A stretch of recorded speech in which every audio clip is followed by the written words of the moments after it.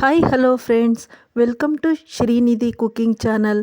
ಇವತ್ತು ನಾನು ಒಂದು ಅರ್ಧ ಲೀಟ್ರ್ ಹಾಲಿಂದ ಈ ರೀತಿ ಒಂದು ಪನ್ನೀರ್ನ ಮಾಡಿಕೊಂಡು ಮನೆಯಲ್ಲೇ ತುಂಬಾ ಸೂಪರಾದಂಥ ಟೇಸ್ಟಿಯಾದಂಥ ಗ್ರೇವಿನ ಮಾಡಿದ್ದೀನಿ.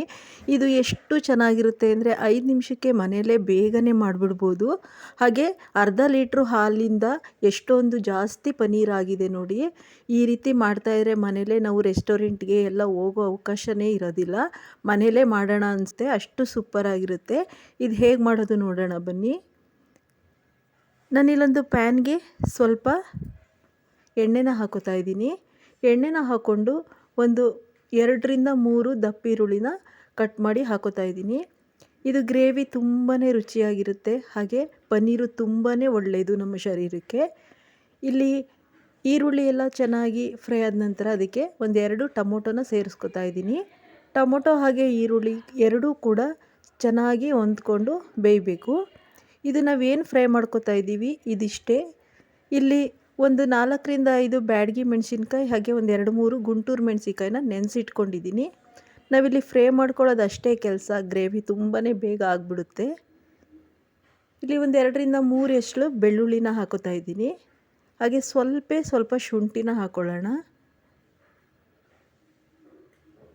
ಹಾಗೆ 8ರಿಂದ 10 ಗೋಡಂಬಿನ ಹಾಕೋತಾ ಇದ್ದೀನಿ. ಈ ಗೋಡಂಬಿ ಕೂಡ ತುಂಬ ಒಳ್ಳೆ ಟೇಸ್ಟ್ ಕೊಡುತ್ತೆ. ಇಲ್ಲಿ ಜಾಸ್ತಿ ಹಾಕಿದ್ರೂ ಹಾಕ್ಬೋದು. ಇಲ್ಲಿ ಗೋಡಂಬಿ ಶಾರ್ಟೇಜ್ ಇರೋದ್ರಿಂದ ನಾನು ಸ್ವಲ್ಪ ಹಾಕಿದ್ದೀನಿ.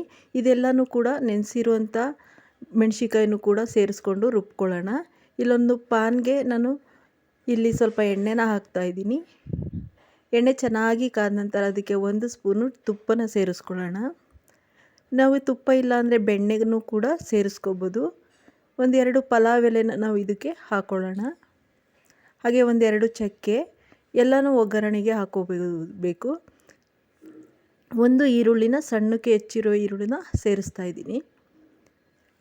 ಈರುಳ್ಳಿ ಚೆನ್ನಾಗಿ ಗೋಲ್ಡ್ ಕಲರ್ ಬರೋ ತನಕ ಚೆನ್ನಾಗಿ ಫ್ರೈ ಮಾಡ್ಕೊಳ್ಳೋಣ. ಈಗ ರುಬ್ಬಿರುವಂಥ ಮಿಶ್ರಣನ ನಾವಿಲ್ಲಿ ಸೇರಿಸ್ಕೊಳ್ಳೋಣ. ಇದೆಲ್ಲ ಆಲ್ರೆಡಿ ನಾವು ಫ್ರೈ ಮಾಡ್ಕೊಂಡಿರೋದ್ರಿಂದ ತುಂಬಾ ಬೇಗ ಆಗಿಬಿಡುತ್ತೆ ಗ್ರೇವಿ. ಇದು ರೊಟ್ಟಿಗೆ, ಚಪಾತಿಗೆ ಹಾಗೆ ಪೂರಿಗೆ ಮನೆಯಲ್ಲೇ ನಾವು ಈ ರೀತಿ ರೆಸ್ಟೋರೆಂಟ್ ಸ್ಟೈಲಲ್ಲಿ ತುಂಬಾ ರುಚಿಯಾದಂಥ ಗ್ರೇವಿನ ಬೇಗನೆ ಮಾಡ್ಕೋಬೋದು. ಈ ಥರ ಮಾಡಿಕೊಟ್ರೆ ಮಕ್ಕಳೆಲ್ಲ ತುಂಬಾ ಇಷ್ಟಪಟ್ಕೊಂಡು ತಿಂತಾರೆ. ಇದು ಚೆನ್ನಾಗಿ ಬರಬೇಕು, ಕುದಿಬೇಕು. ಇಲ್ಲಿ ನಮಗೆ ಎಷ್ಟು ಪ್ರಮಾಣದಲ್ಲಿ ನೀರು ಬೇಕು ಸೇರಿಸ್ಕೊಂಡು ಎಲ್ಲನೂ ಚೆನ್ನಾಗಿ ಮಿಕ್ಸ್ ಮಾಡ್ಕೊಳ್ಳೋಣ. ನೋಡಿ, ಒಂದು ಒಳ್ಳೆ ಎಷ್ಟು ಚೆನ್ನಾಗಿದೆ ಕಲರು. ಈ ಮೆಥಡಲ್ಲಿ ಮಾಡಿ ವೀಕ್ಷಕರೇ, ಒಂದು ಸಲ ನಮಗೆ ಟ್ರೈ ಮಾಡಿ ಹೇಳಿ ಹೇಗಿದೆ ಅಂತ. ಲಾಸ್ಟಲ್ಲಿ ಇದಕ್ಕೆ ರುಚಿಗೆ ತಕ್ಕಷ್ಟು ಉಪ್ಪನ್ನ ಹಾಕ್ತಾಯಿದ್ದೀನಿ. ಹಾಗೆ 1 ಟೇಬಲ್ ಸ್ಪೂನಷ್ಟು ಧನಿಯಾ ಪುಡಿ ಹಾಗೆ 1 ಟೇಬಲ್ ಸ್ಪೂನಷ್ಟು ಗರಂ ಮಸಾಲನ ನಾವು ಹಾಕ್ಕೊಳ್ಳೋಣ. ಹಾಗೆ ಸ್ವಲ್ಪ ಅರಿಶಿಣನ ಹಾಕ್ಕೊಳ್ಳೋಣ. ಇದು ತುಂಬ ಟೇಸ್ಟ್ಗೆ ಎಲ್ಲ ಚೆನ್ನಾಗಿ ಮಿಕ್ಸ್ ಮಾಡಿಕೊಂಡು ಮಾಡಿದ್ರೆ ಆಯಿತು. ತುಂಬ ಬೇಗನೆ ಇದು ಆಗಿಬಿಡುತ್ತೆ. ನಾವೀಗ ಪ್ರಾರಂಭ ಮಾಡಿದ್ದೀವಿ ನಮ್ಮ ಚಾನಲ್ನ. ದಯವಿಟ್ಟು ನೀವೆಲ್ಲ ನಮಗೆ ಸಪೋರ್ಟ್ ಮಾಡಬೇಕು ಅಂತ ಕೇಳ್ಕೊತಾ ಇದ್ದೀವಿ. ಈಗ ಚೆನ್ನಾಗಿ ಇದು ಬೆಂದಿದೆ. ಈಗ ಇಲ್ಲಿ ನೋಡ್ತಾ ಇರ್ಬೋದು, ನಾವು ಒಂದು ಅರ್ಧ ಲೀಟ್ರ್ ಹಾಲಿಂದ ಇಷ್ಟು ಪನ್ನೀರು ರೆಡಿಯಾಗಿದೆ.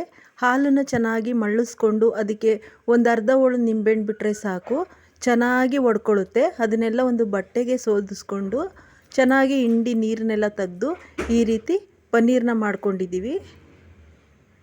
ಈಗ ನೋಡ್ತಾ ಇರ್ಬೋದು, ಈ ಪನ್ನೀರನ್ನ ನಾನು ಇಲ್ಲಿ ಒಂದು ಪಾನ್ಗೆ ಸ್ವಲ್ಪ ಎಣ್ಣೆನ ಹಾಕ್ಕೊಂಡು ಈ ರೀತಿ ಕಟ್ ಮಾಡ್ಕೊಂಡಿದ್ದೀನಿ. ನಾವು ಇಲ್ಲಿ ಯಾವ ಶೇಪಲ್ಲಿ ಬೇಕಾದರೂ ಕಟ್ ಮಾಡ್ಕೋಬೋದು. ಬಟ್ ನಾವು ಈ ರೀತಿ ಮನೆಯಲ್ಲಿ ಮಾಡಿರೋದ್ರಿಂದ ಈ ರೀತಿ ಆಗಿದೆ. ಇದನ್ನು ಚೆನ್ನಾಗಿ ರೋಸ್ಟ್ ಮಾಡ್ಕೊಳ್ಳೋಣ.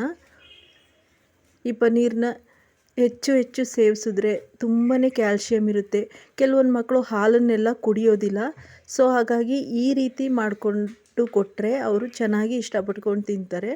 ಈ ಪನ್ನೀರು ಮತ್ತು ಹಾಲು ಮೂಳೆಗೆ ತುಂಬಾ ಶಕ್ತಿ ಕೊಡುತ್ತೆ. ಸೊ ಇದು ಈ ಥರ ವಾರದಲ್ಲಿ 2ರಿಂದ 3 ಸಲ ತಿಂತಾಯಿದ್ರೆ ನಮಗೆ ಎನರ್ಜಿನೂ ಕೂಡ ತುಂಬ ಬರುತ್ತೆ. ಇದಕ್ಕೆ ಸ್ವಲ್ಪ ಅರಿಶಿಣ ಹಾಗೆ ಸ್ವಲ್ಪ ಸಾಂಬಾರು ಪುಡಿನ ಹಾಕ್ಕೊಂಡು ಫ್ರೈ ಮಾಡ್ಕೊತಾ ಇದ್ದೀನಿ. ಹಾಗೆ ರುಚಿಗೆ ತಕ್ಕಷ್ಟು ಸ್ವಲ್ಪ ಉಪ್ಪನ್ನು ಕೂಡ ಸೇರಿಸ್ಕೊಬಿಡೋಣ.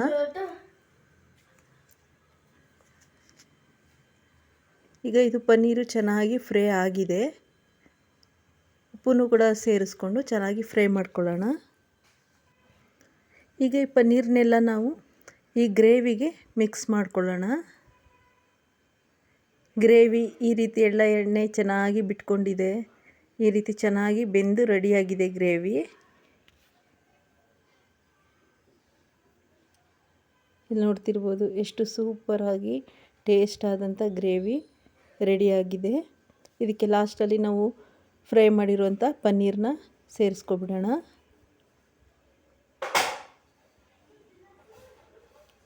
ನಾವು ಇಷ್ಟೇ ಹೋಟೆಲಲ್ಲಿ ತಿಂತೀವಿ ಅಂದರೆ ಸುಮಾರು ಇಲ್ಲ ಅಂದರೂ ಒಂದು 200ರಿಂದ 250 ರೂಪಾಯಿ ಖರ್ಚಾಗುತ್ತೆ. ಸೊ ಬರೀ ಕೇವಲ ಅರ್ಧ ಲೀಟ್ರ್ ಹಾಲಿಂದ ನಾವು ಮನೆಯಲ್ಲೇ ಗ್ರೇವಿನ ಮಾಡಿದ್ದೀವಿ. ಈ ವಿಡಿಯೋ ಇಷ್ಟ ಆದರೆ ಪ್ಲೀಸ್ ನಮ್ಮ ಶ್ರೀನಿಧಿ ಕುಕಿಂಗ್ ಚಾನಲ್ಗೆ ಲೈಕ್ ಮಾಡಿ, ಶೇರ್ ಮಾಡಿ, ಸಬ್ಸ್ಕ್ರೈಬ್ ಮಾಡಿ. ಹೆಚ್ಚು ನಮಗೆ ಪ್ರೋತ್ಸಾಹ ನೀಡಿ ಅಂತ ಕೇಳ್ಕೊತಾ ಮುಂದಿನ ಇದೇ ರೀತಿ ವಿಡಿಯೋ ಜೊತೆ ಮತ್ತೆ ಭೇಟಿಯಾಗೋಣ. Bye friends.